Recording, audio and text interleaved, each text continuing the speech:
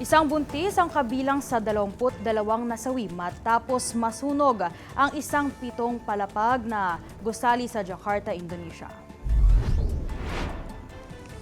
Ayon sa pulisya, bandang tanghali nagsimula ang sunog sa unang palapag ng office building. Daan-daang bumbero at 29 fire trucks ang rumesponde para apulahin ang apoy. Ginagamit ang gusali bilang sales at storage office ng isang drone company. Ayon sa nakakita, nagsimula ang sunog sa isang malakas na pagsabog ng isang testing area ng kumpanya.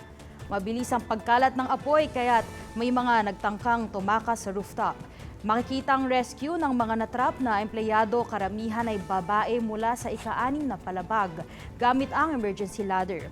Napula ang sunog matapos ang halos 3 oras. 7 lalaki at 15 babae, kabilang isang buntis ang nasawi.